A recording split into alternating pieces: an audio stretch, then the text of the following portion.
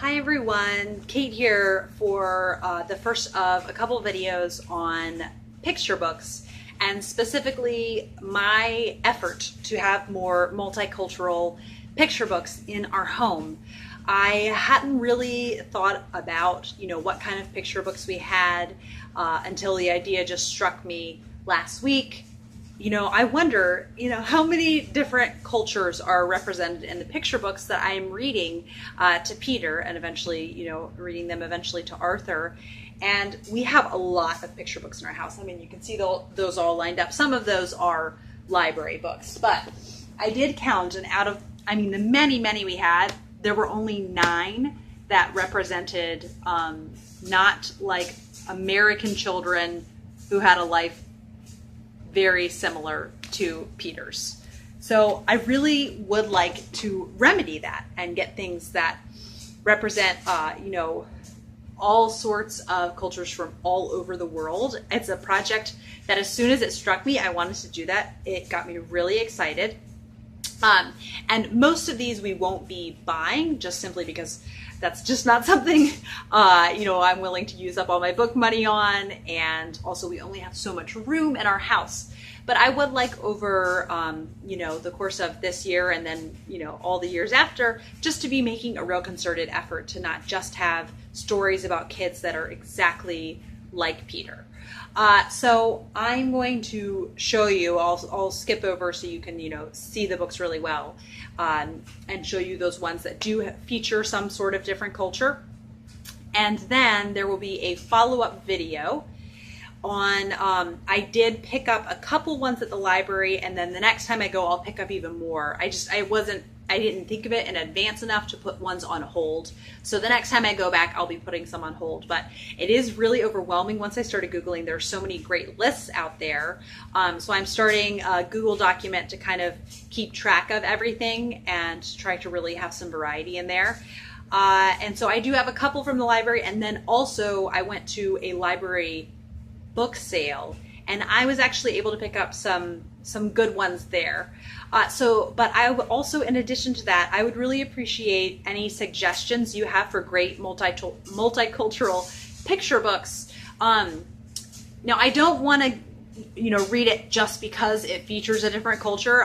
That's not something I want to do. If the book is terrible, I just don't want to read it. But if it's like a really beautiful book that has positive portrayals of other cultures and just different things that are good fodder for discussion, then I'm seriously interested in those. So please leave all your discussions down below.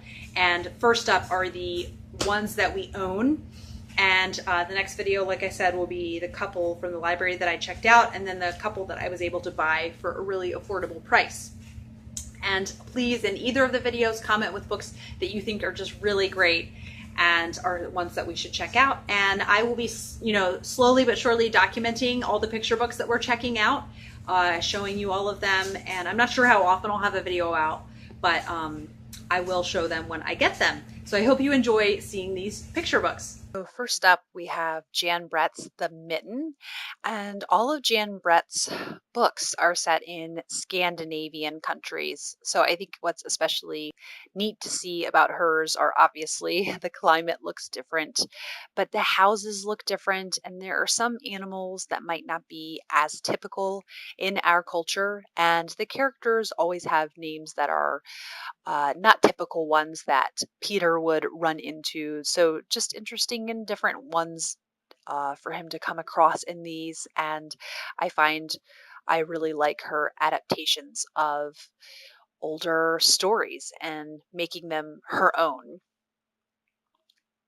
And next we have Disney's Aladdin. And I know it might seem a little bit silly to include this in the list. I do think that these characters and the landscape look very different from Peter's normal everyday life. And so it's something different for him to be exposed to.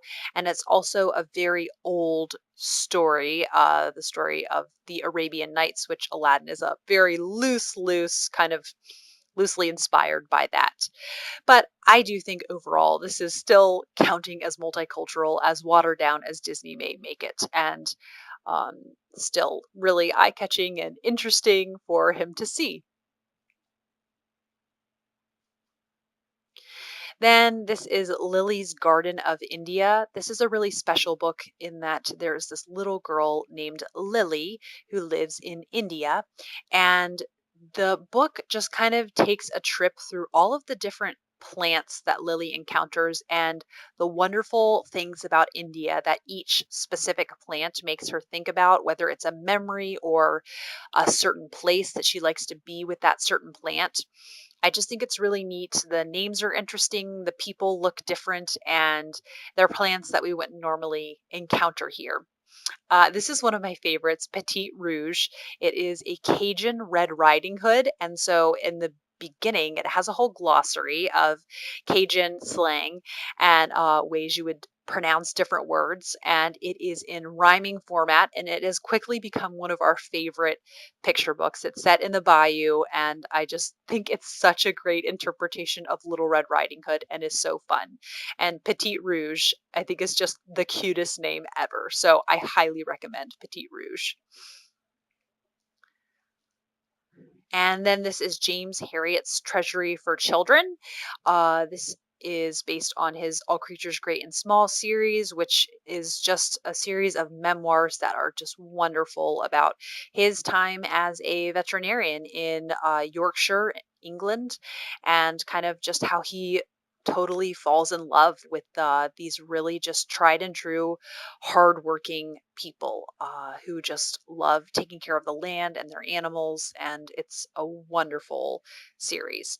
And I love this picture book interpretation. Next, we have Wombat Stew, which was gifted to Peter by Kate from the novel Nomad. So fun that he has some Australian picture books. And this is just a really comical story about all the animals teaming up together to make the dingo, I think it is, think that a wombat doesn't taste good. They haven't put in a bunch of other ingredients that don't taste good, and then he no longer wants to eat wombat stew. So they all collectively work together to save the wombat, and it's very sweet. And it has a little song chorus, that is supposed to go throughout the story. Next is this really cute little board book just called Global Babies, and it shows babies from all over the world. And it's just a really quick, easy way to show all of these different kinds of babies and how it's really neat how babies are so different. And then this next one is Strega Nona by Tomie DePaola, and this is his illustrations aren't always my favorite, but I love the story of this so much. It's about a magic pasta pot that Strega Nona knows how to make magic pasta come out of it. And so when she's gone, Anthony tries to make pasta, and then it just becomes a disaster because he doesn't know how to stop the pasta from continuing on. And then lastly is Possum Magic, another Australian one provided by Kate from the novel Nomad. I love this book so much because you get a real tour of the different foods that are in Australia and all of the different animals.